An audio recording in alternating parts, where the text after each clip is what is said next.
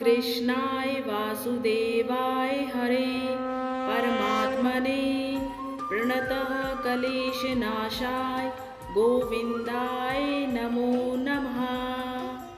हरे कृष्णा। प्रेम से सभी बोलिए राधे राधे।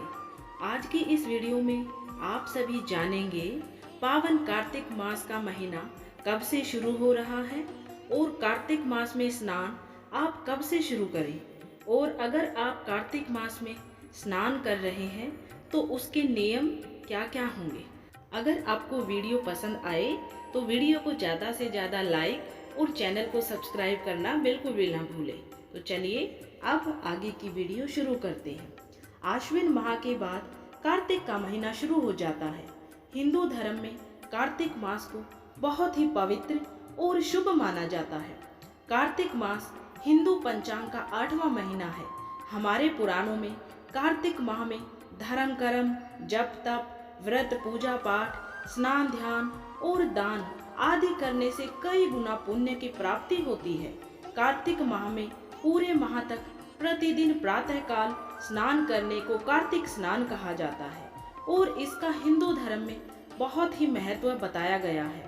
कार्तिक स्नान के अतिरिक्त पूरे कार्तिक के महीने में व्रत, दान, तुलसी विवाह, दीपदान, गंगा स्नान आदि करने से कई गुना पुण्य प्राप्त होते हैं। पुरुषोत्तम मास की तरह ही कार्तिक मास भी भगवान श्री हरि विष्णु की आराधना को समर्पित है। पौराणिक मान्यताओं के अनुसार कार्तिक स्नान, कार्तिक महाव्रत, तप, दान करने से मनुष्य के सभी पापों का नाश होता है और मोक्ष की प्राप्ति होती है। आइए जानते हैं कि 2023 में कार्तिक मास कब से शुरू हो रहा है, इसका महत्व क्या है और क्या करें और क्या ना करें। कार्तिक मास का आरंभ 28 अक्टूबर 2023 से हो रहा है और इसका समापन 27 नवंबर 2023 को सोमवार के दिन कार्तिक पूर्णिमा के साथ ही हो रहा है। शरद पूर्णिमा 28 अक्टूबर को है और उसके अगले दिन यानी कि 29 अक्टूबर से रविवार के दिन से कार्तिक मास स्नान आरंभ हो जाएगा।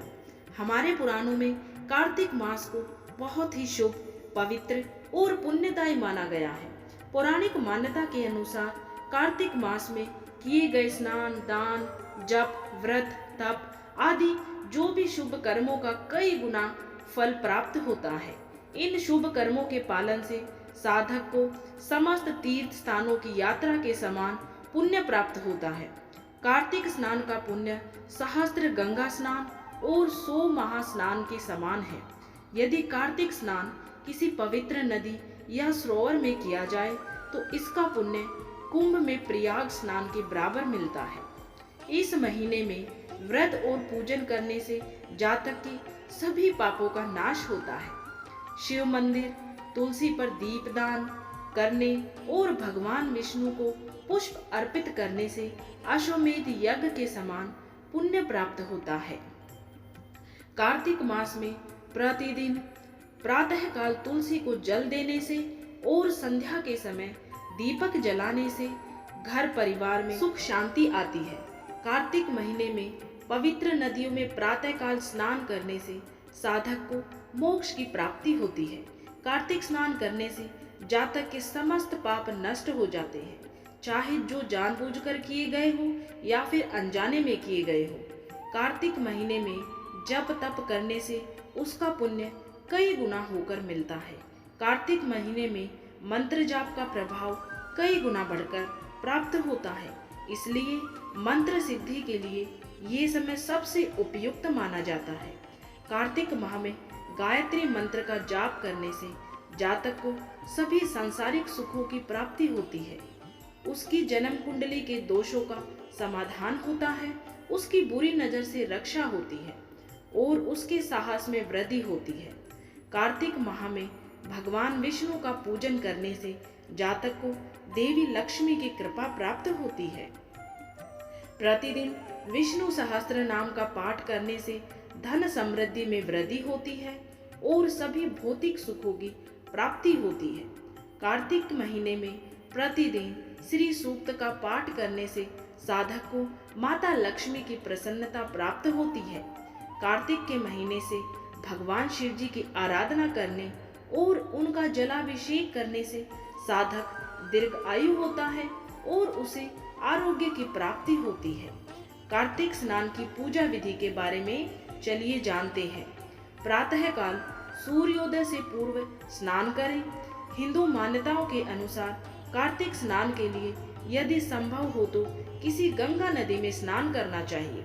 यदि गंगा नदी पास ना हो तो अन्य किसी नदी में स्नान कर सकते हैं, और यदि घर के आसपास कोई भी नदी ना हो तो आप अपने नहाने के पानी में गंगा जल मिलाकर स्नान कर सकते हैं। स्नान करते समय इन श्लोकों का जाप करें।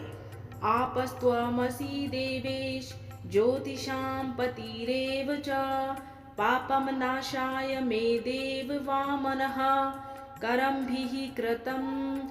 फिर इस श्लोक को पाठ करते हुए भगवान की स्तुति करें।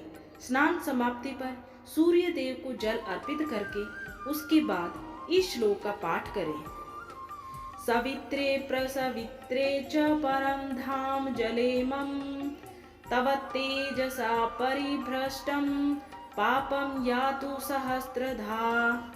मंदिर में जाकर श्री राधा गोविंद के दर्शन व पूजन करें। तुलसी जी को जल चढ़ाएं, पीपल पर जल चढ़ाएं और उनकी परिक्रमा करें। कार्तिक मास के महात्म्य का पाठ करें या फिर सुने। संध्या के समय भगवान श्री हरि विष्णु की पूजा करें, दीपक जलाएं, साथ में ही तुलसी जी पर दीपक जलाएं और उनकी पूजा करें। कार्तिक मास का व्रत करने वाले को पूरे दिन निराहार रहकर व्रत करना चाहिए और शाम के समय तारे निकलने के बाद उनको अर्घ्य देने के बाद ही भोजन करना चाहिए। ब्राह्मणों को भोजन कराएं, उन्हें दक्षिणा देकर संतुष्ट करें। कार्तिक मास में दान करने से उसका पुण्य सहस्त्रों गुना अधिक हो जाता है। अगर आप कार्तिक मास का व्रत रखते हैं तो कार्तिक मास के व्रत के नियम जान लें। तो चलिए कार्तिक मास के व्रत के नियम जानते हैं। पूरे कार्तिक मास का व्रत करने वाले साधक को किसी दूसरे के घर का या किसी दूसरे का दिया हुआ भोजन कतई नहीं करना चाहिए। दिन भर निराहार रहकर व्रत करें और संध्या के समय तारों को अर्घ्य देकर ही एक समय भोजन करें। ब्रह्मचर्य का पालन करें। मन, कर्म और वचन से शुद्ध आचरण करें। सात्विक जीवन जिए। रात्रि को भूमि पर ही शयन करें। तला, मसालेदार, मांसाहारी, प्याज, लहसुन, लौकी, गाजर, नाशपाती, उड़द की दाल, मूंग की दाल, चने की दाल, मटर का सेवन ना करें। मदिरापान ना करें। परनिंदा, चोरी, असत्य, क्रोध आदि से बचे रहे। भोजन में गेहूं, जौ, मूंग, दूध, दही और घी कर सेवन करें। ऐसा करने से जातक के सभी पापों का नाश हो जाता है। तो उम्मीद है आपको ये जानकारी पसंद आई होगी। और हाँ, कार्तिक मास में हमारे channel Rama health and vastu tips पर पूरे महीने में कार्तिक मास के महात्म्य की कथाएं डाली जाएंगी। सुनने के लिए चैनल को अगर आपने सब्सक्राइब नहीं किया है तो चैनल को सब्सक्राइब कर दीजिए और नोटिफिकेशन बेल को ऑन करना बिल्कुल भी ना भूलें, ताकि सबसे पहले समय पर आपको सारी नोटिफिकेशन मिल जाए। वीडियो देखने के लिए धन्यवाद।